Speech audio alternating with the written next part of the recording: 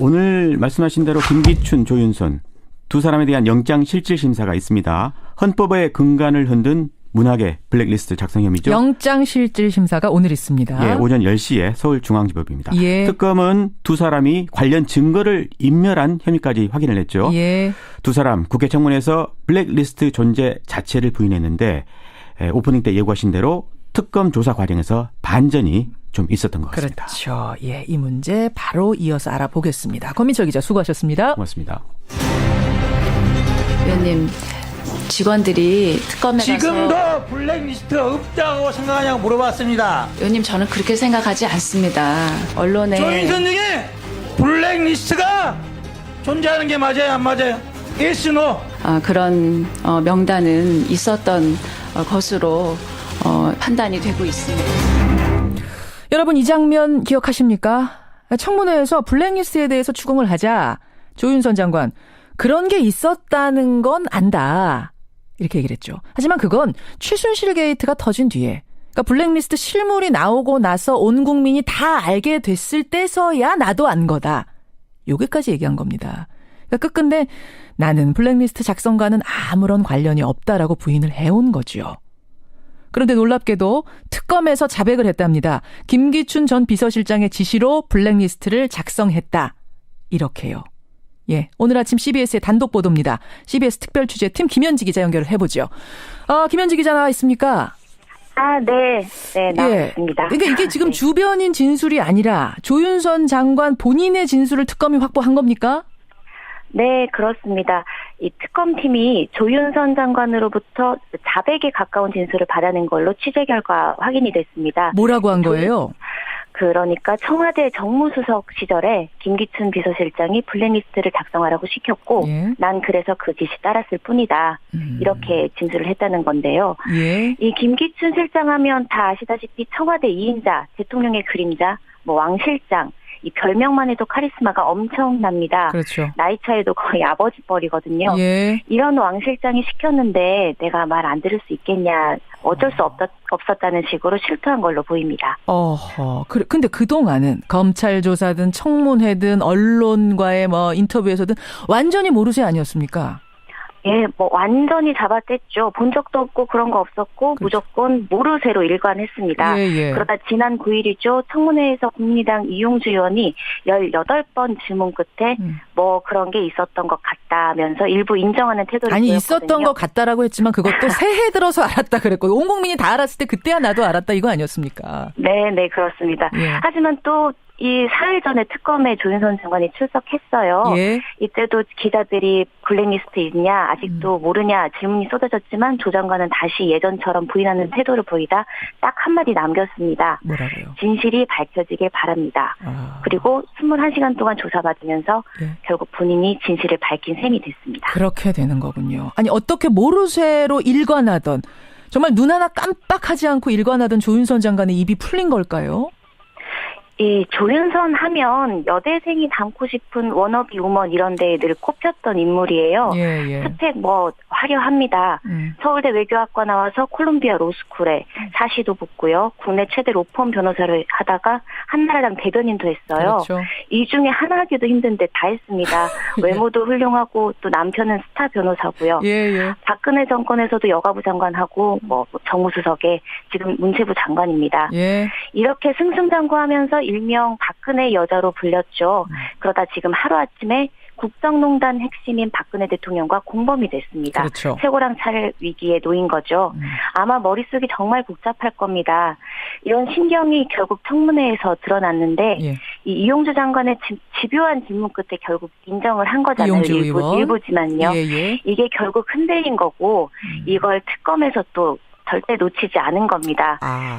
심리적으로 흔들렸군요. 심리적으로. 예, 사실 이용주 그렇죠. 의원이 18번 물을 때도 심리적으로 흔들리는 걸 내가 느끼고 계속 물었다라고 저한테 얘기를 했어요. 이용주 의원이. 네, 그렇죠. 특검에서도. 이게 우병우 전 수석이나 김기춘 전 실장에게는 없던 그 빈틈이 조 장관한테는 결국 보인 거고 이걸 특검이 캐치를 했고 예. 그래서 조사에서 집중 공략을 한 것으로 보입니다.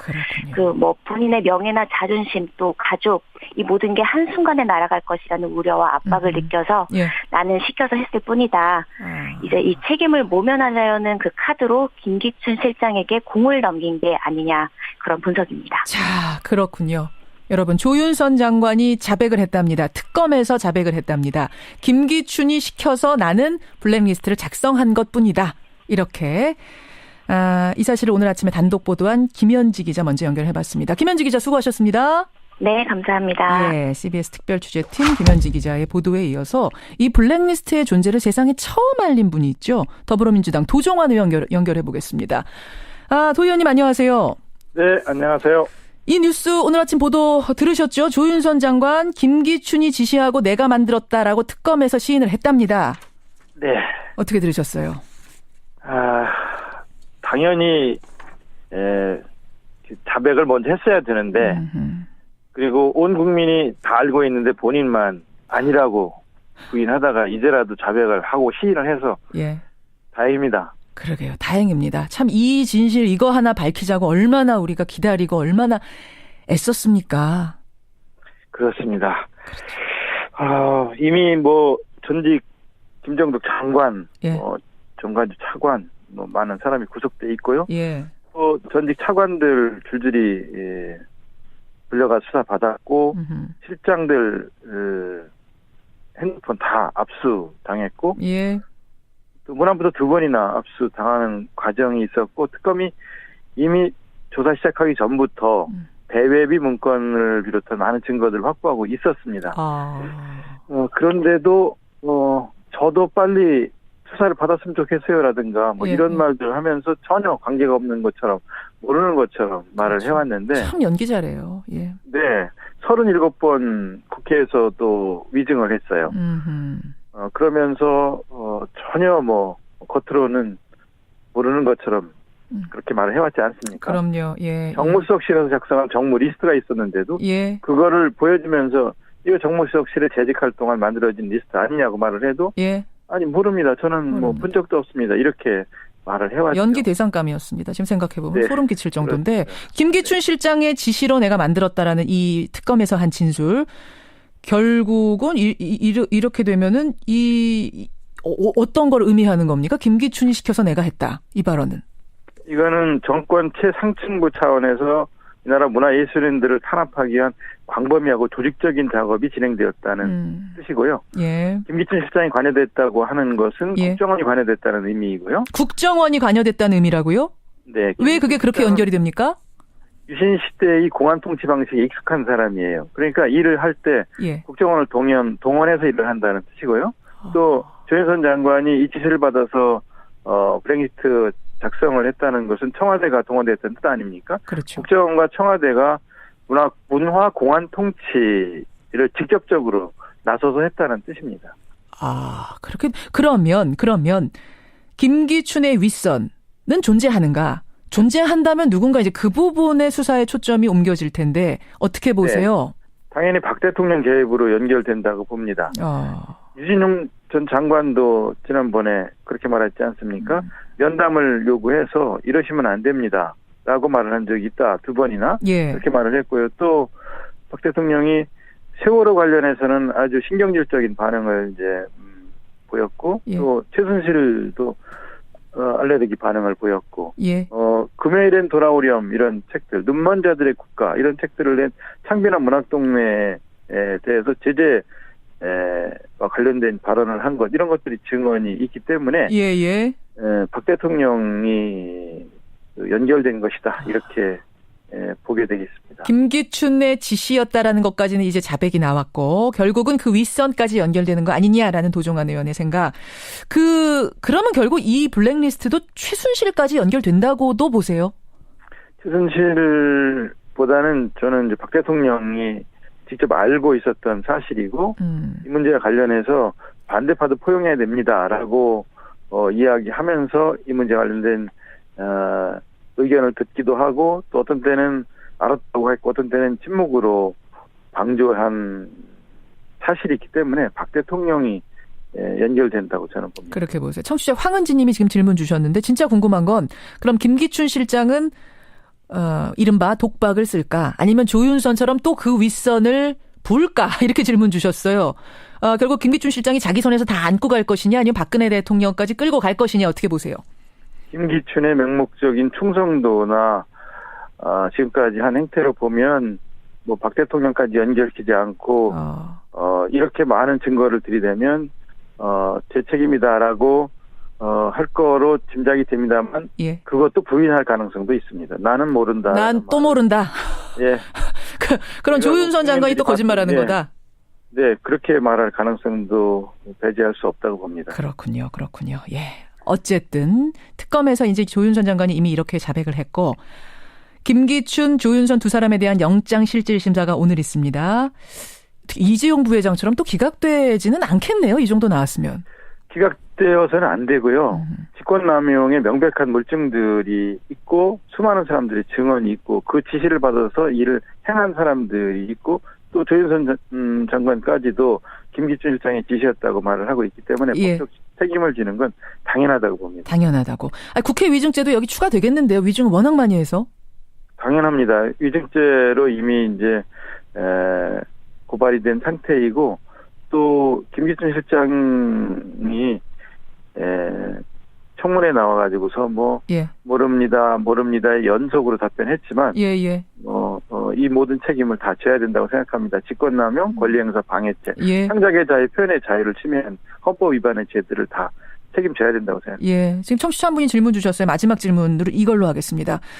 이렇게 똑똑하다는 분들이 대한민국에서 정말 내노라는 학교 다니고 최고 위층까지 갔던 이런 사람들이 왜 국정농단의 한 축으로 기능을 했을까? 시키는 대로 왜 했을까? 왜 했을까요? 이 사람들은 위만 쳐다보는 사람들이고요. 자기를 임용한 사람들에 대한 충성만 생각하는 사람들인데 아하. 공직자라는 게 국민에게 봉사하는 일을 하는 사람들이거든요. 물론이죠. 시키는 대로만 하는 사람은 똑똑한 사람이 아닙니다. 아무리 머리가 좋아도 내가 어떻게 있는 자리에서 있는 권한을 가지고 있는 동안 국민을 위해서 무엇을 할 것인가를 생각했어야지 진정으로 현명한 것이죠. 정의로운 적은 없고 그리고 시키는 대로만 한 사람들은 똑똑한 사람이라고 볼 수 없습니다. 이런 사람들이 그동안 다 나라를 망쳐왔던 네. 한마디로 헛똑똑이네요. 헛똑똑이. 그렇습니다. 여기까지 말씀 듣겠습니다. 고맙습니다. 네, 고맙습니다. 예, 이 블랙리스트의 존재를 세상에 처음 알린 분입니다. 더불어민주당 도종환 의원까지 만났습니다.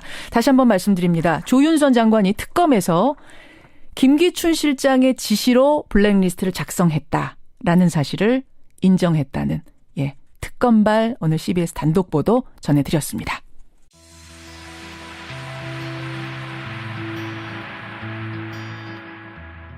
라고 생각하냐고 물어봤습니다. 의원님 저는 그렇게 생각하지 않습니다. 언론에 조윤선 중에 블랙리스트가 존재하는 게 맞아요, 안 맞아요? Yes, no? 그런 명단은 있었던 것으로 판단이 되고 있습니다. 여러분 이 장면 기억하십니까? 청문회에서 블랙리스트에 대해서 추궁을 하자 조윤선 장관 그런 게 있었다는 건 안다. 이렇게 얘기를 했죠. 하지만 그건 최순실 게이트가 터진 뒤에 그러니까 블랙리스트 실물이 나오고 나서 온 국민이 다 알게 됐을 때서야 나도 안 거다. 여기까지 얘기한 겁니다. 그러니까 끝끝내 나는 블랙리스트 작성과는 아무런 관련이 없다라고 부인을 해온 거죠. 그런데 놀랍게도 특검에서 자백을 했답니다. 김기춘 전 비서실장의 지시로 블랙리스트를 작성했다. 이렇게요. 예, 오늘 아침 CBS의 단독 보도입니다. CBS 특별 취재팀 김현지 기자 연결을 해보죠. 김현지 기자 나와 있습니까? 네, 나와 있습니다. 그러니까 이게 지금 주변인 진술이 아니라 조윤선 장관 본인의 진술을 특검이 확보한 겁니까? 네, 그렇습니다. 이 특검팀이 조윤선 장관으로부터 자백에 가까운 진술을 받아낸 걸로 취재 결과 확인이 됐습니다. 뭐라고 한 거예요? 그러니까 청와대 정무수석 시절에 김기춘 비서실장이 블랙리스트를 작성하라고 시켰고 난 그래서 그 지시 따랐을 뿐이다. 이렇게 진술을 했다는 건데요. 이 김기춘 실장 하면 다 아시다시피 청와대 2인자, 대통령의 그림자, 왕 실장, 이 별명만 해도 카리스마가 엄청납니다. 그렇죠. 나이 차이도 거의 아버지 뻘이거든요. 이런 왕 실장이 시켰는데 내가 말 안 들을 수 있겠냐. 어쩔 수 없었다는 식으로 실토한 걸로 보입니다. 근데 그동안은 검찰 조사든 청문회든 언론과의 인터뷰에서든 완전히 모르쇠 아니었습니까?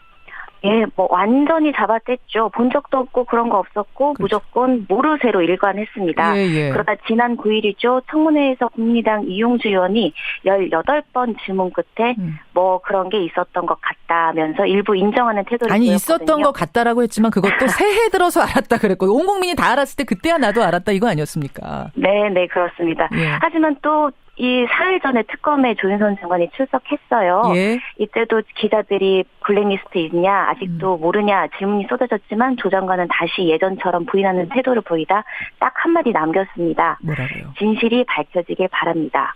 그리고 21시간 동안 조사받으면서 예. 결국 본인이 진실을 밝힌 셈이 됐습니다. 그렇게 되는 거군요. 아니 어떻게 모르쇠로 일관하던 정말 눈 하나 깜빡하지 않고 일관하던 조윤선 장관의 입이 풀린 걸까요? 이 조윤선 하면 여대생이 닮고 싶은 워너비 우먼 이런 데에 늘 꼽혔던 인물이에요. 예. 스펙 뭐 화려합니다. 서울대 외교학과 나와서 콜롬비아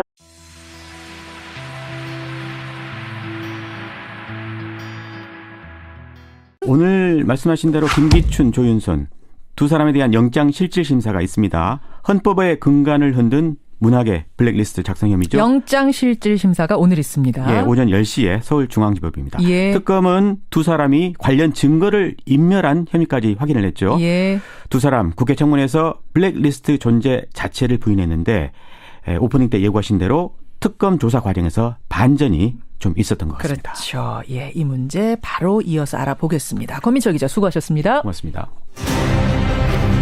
의원님, 직원들이 특검에 가서 지금도 블랙리스트가